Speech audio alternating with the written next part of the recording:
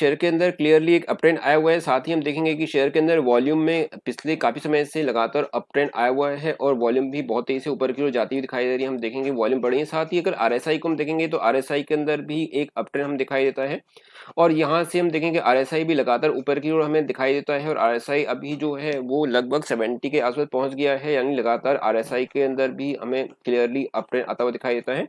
तो मेरा मानना है कि जो शेयर है उसमें काफ़ी अच्छी मोमेंटम है और आने वाले समय में शॉर्ट टर्म टारगेट हम देखें तो ये इजीली शेयर यहाँ से 488 तक आसानी से पहुंच सकता है। 488 का आपका एक शॉर्ट टर्म टारगेट होगा जो कि 14 डे से लेकर एक महीने के अंदर आसानी से पहुंच जाना चाहिए। Hindware home innovation limited building products में तेजी से बढ़ती हुई एक कंपनी है। कंपनी को पहले सोमानी होम इनोवेशन लिमिटेड के नाम से जाना जाता था।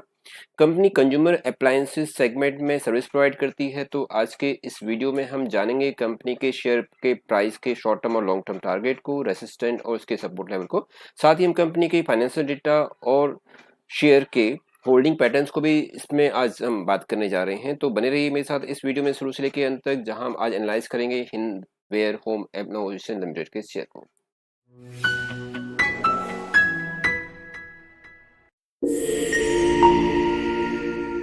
हिंदवेयर होम इनोवेशन लिमिटेड के शेयर को हम देखेंगे तो शेयर का प्राइस काफ़ी करेक्ट हुआ था अपने हाई से, जो कि 665 रुपीज़ का था। उसके बाद शेयर में हम देखेंगे कि बहुत ज़्यादा करेक्शन हुई थी और शेयर ने अपना एक नया लो बनाया था जो था 315 रुपीज़ का, जो था 14 मार्च 24 को।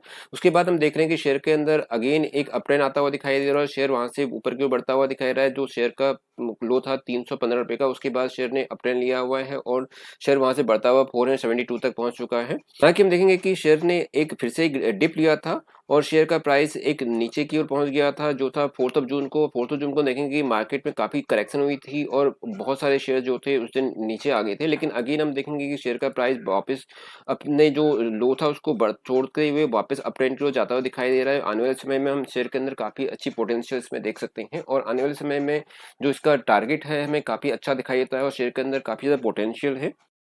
हिंदवेयर होम इनोवेशन लिमिटेड का शेयर एनएसई और बीएसई दोनों ही स्टॉक एक्सचेंज में ट्रेड होता है। क्लोजिंग था 468.25 का। वॉल्यूम शेयर के अंदर ठीक ठाक हम देखते हैं। जो शेयर का प्राइस था अपने लो 315 से बढ़ता हुआ 664 के अपने हाई तक पहुंचा था और अभी अगर हम कंपेरिजन करेंगे अपने हाई से काफ़ी नीचे शेयर हमें दिखाई देता है, यानी डिस्काउंट में मिल रहा है। मार्केट कैप्चरिंग है 3385.45 की। देखते हैं कंपनी का रिपोर्ट कार्ड हमें क्या बताता है। तो पी रेशो है इसका नेगेटिव 93.98 का, अर्निंग पर शेयर नेगेटिव 4.98 की, सेल है 109.16 करोड़ की, शेयर की फेस वैल्यू है 2 रुपये की। 2 रुपये की फेस वैल्यू पर प्रीवियसली कंपनी ने 20% का डिविडेंड दिया था। कंपनी ने अभी तक कोई बोनस नहीं दिया है और एवरेज रिटर्न जो हम देख रहे हैं वो है 8.37 की। एक साल के चार्ट को देखेंगे तो शेयर के अंदर हम देख रहे हैं काफी उतार चढ़ाव बना हुआ है। शेयर का प्राइस अपने हाई से नीचे गिरा था लेकिन वॉल्यूम हम देखें बहुत अच्छी है। साथ ही हम इसके 50 डीएमए और 200 डीएमए को भी देखेंगे यहाँ पे। तो करंट प्राइस के कंपेरेटली जो 50 डीएमए है वो है 405.93 का और 200 डीएमए है 430 का। तो करंटली जो शेयर का प्राइस अपने 50 डीएमए और 200 डीएमए दोनों से ऊपर ट्रेड करता हुआ दिखाई देता है और साथ ही वॉल्यूम भी लगातार बढ़ती हुई दिखाई देती है इस शेयर के अंदर।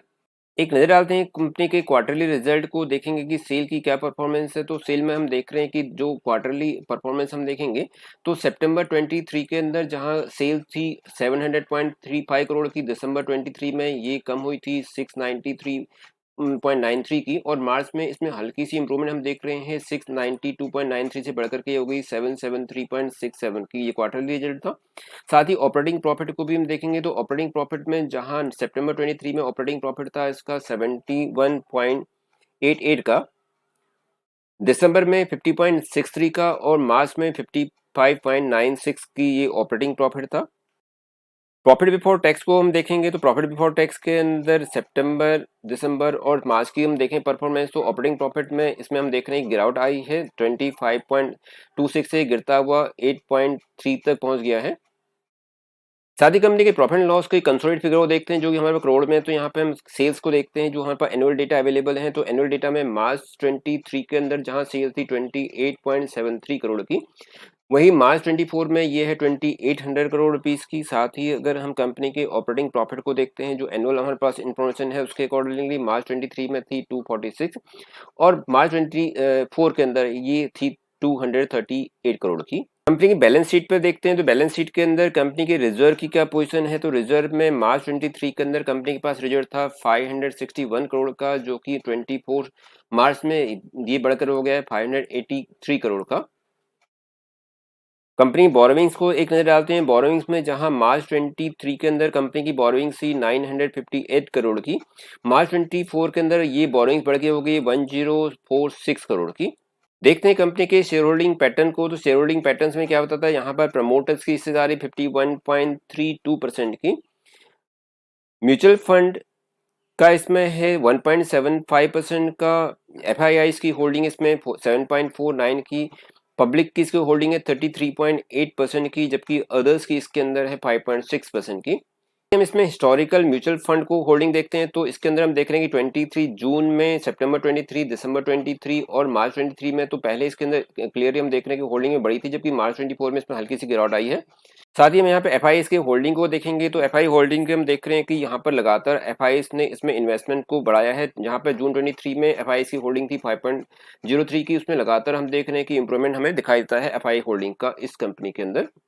लौटते अपने चार्ट पैटर्न पर और देखेंगे कि शेयर के अंदर क्लियरली एक अप ट्रेंड आया हुआ है। साथ ही हम देखेंगे कि शेयर के अंदर वॉल्यूम में पिछले काफी समय से लगातार अप ट्रेंड आया हुआ है और वॉल्यूम भी बहुत तेजी से ऊपर की ओर जाती हुई दिखाई दे रही है। हम देखेंगे वॉल्यूम बढ़ी है। साथ ही अगर आरएसआई को हम देखेंगे तो आरएसआई के अंदर भी एक अप ट्रेंड हम दिखाई देता है और यहाँ से हम देखेंगे आरएसआई भी लगातार ऊपर की ओर हमें दिखाई देता है और आरएसआई अभी जो है वो लगभग 70 के आसपास पहुंच गया है, यानी लगातार आरएसआई के अंदर भी हमें क्लियरली अप ट्रेंड आता हुआ दिखाई देता है।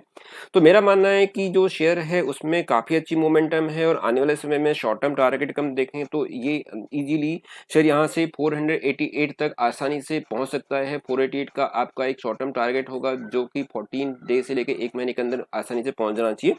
यहाँ पर आप 450 का एक स्टॉप लॉस लेकर के शेयर के अंदर एंट्री कर सकते हैं। तो 450 को आप एक स्टॉप लॉस, एक स्ट्रिक्टली स्टॉप लॉस फॉलो करते हुए आप शॉर्ट टर्म के लिए 480 का एक टारगेट ले सकते हैं। साथ ही अगर मैं लॉन्ग टर्म टारगेट बोलूं तो शेयर के अंदर काफी अच्छा मोमेंटम है और आसानी से शेयर 600 रुपए को इजीली पहुंच सकता है आने वाले 6 महीने से लेकर 1 साल के अंदर। तो आपको इस शेयर में एंट्री कर सकते हैं। सारी दोस्तों, किसी भी शेयर में एंट्री करने से पहले आपको उसके सभी रिस्क एंड रिवॉर्ड को जरूर जानना चाहिए, उसके बाद ही शेयर में एंट्री करनी चाहिए। तो आप इसमें एक अच्छा प्रॉफिट ले सकते हैं। तो यदि आपको ये जानकारी अच्छी लगी तो प्लीज मेरे चैनल को लाइक एंड सब्सक्राइब जरूर कीजिए। Thank you for watching.